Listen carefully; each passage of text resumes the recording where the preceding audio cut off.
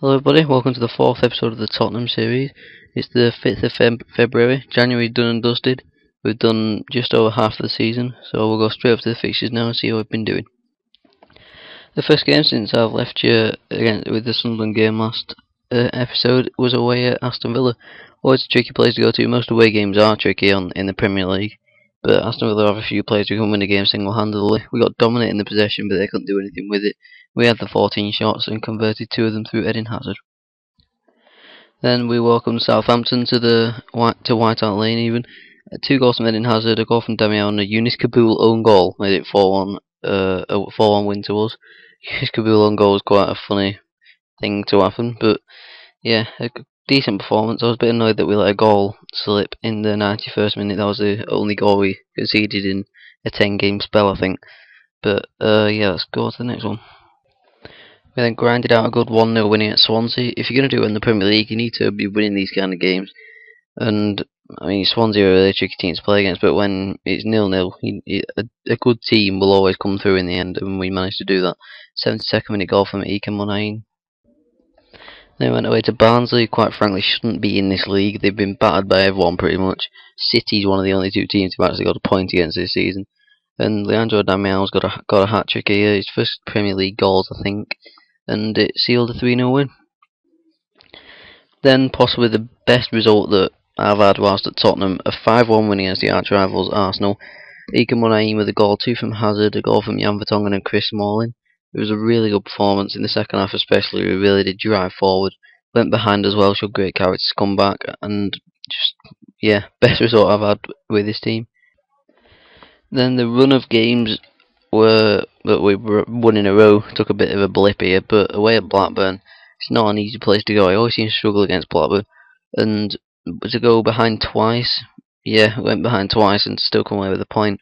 I think it's not bad in the end, so I'll take this for sure. With Damian and Monain on the score sheet. Next we welcome Chelsea, another arch rival, to White Hart Lane, and again we won the game. We won 2-0, 2 goals from Damian, who's starting to become a bit of a real goal threat now after having the fastest of starts to his Tottenham career. So dominated again pretty much. They had a bit more of the ball, but we got the main start, which was a 2-0 win to us. Then we went to the place that I fear the most going to, which is the City of Manchester Stadium, mainly because the power they've got attackingly is just absolutely mental. They bought Edinson Cavani for 41 million when I'm sure you can get it for 30 million. I got a scout and it said that. The Lescott own goal put us ahead, gave me a bit of hope, but in the second half we had nothing on their attack, and Aguero got 2 and Edinson Cavani scored. On the back of that morale denting defeat to City, we then lost again away at West Brom. I'd like a home game to back up the City game, but we ended up getting an away game again and we lost it, which wasn't great, but I was kind of expecting it really. So we never really put up a fight in this. It was a deserved victory for West Brom. This was a massive result in my opinion, because it's the exact same stage last season where we went on a 5-game spell without winning a game, and we started that again with 2 losses. But then to come against Newcastle, they're a good team, and they got a draw against us, I think, last season at our place. And to go 3-0 in 38 minutes, they got 2 goals back, which was a bit nerve-wracking. But I was really happy with this, and it's put a stop to that run this time with just 2 games. Shows a bit of progress. Then Stoke visited White Hart Lane. 2 goals from Leandro Damian, a goal from Hazard, and Smalling made it, sealed the 4-1 win. Peter Crouch with a 93rd minute consolation. We dominated the game. Really good win. Then we went to West Ham, who are always capable of a bit of an upset. They're high flying this season. So a good 2-1 win though through Damian and Eden Hazard. Really good 3 points and put a bit of a gap between us and West Ham at the time. Then Liverpool got a revenge for the opening day result where we beat them 2-1. Gareth Bale with consolation to Luis Suarez and Craig Bellamy goal. We didn't deserve anything from this. Liverpool again with a team with a great strike power with Luis Suarez and Doumbia. So I'm not complaining. Bellamy played, but yeah, they deserve to win that. Then we stayed in Merseyside to play Everton away. A Besson goal and Modric and Leandro Damian. 2 injuries through Bale and Modric, but the result's all that matters there. and it was a really good 3-0 win in a potentially tricky fixture. I played Wolves at home, who have given me lots of problems before. An early goal from Leandro Damião, and then we had the backbone to keep them out for the rest of the game, I suppose. Yeah, not much happened in this game. Wasn't the best to watch, but who cares? We got the 3 points. The penultimate fixture of this roundup was at home to Bolton. Leandro Damião with a double again to win the game 2-0. Again, we didn't have much of the ball, something that I might have to look on that. But we had the most shots, did most with the ball when we had it. And again, happy with this. Then finally, we went to Fulham, who we drew against at home earlier in the season, I think. And an early Valencia goal, and then a Munain, which cancelled out the equaliser from Emmanuel Villa. Bit rivals, are they? Fulham, a little bit, not so sure. Both from London. So, good 3 points, and the league table now looks like this. We're sitting in third. Only 3 points off City, which is a bit of a surprise, because early in the season they were sailing ahead of us. But second place is a realistic target. We've still got to play City at home, which could prove to be pivotal, really. We have got Arsenal and Chelsea quite close to us, but I'm quite confident, quietly, that we can stretch that lead a little bit, but I'm not going to put any money on that.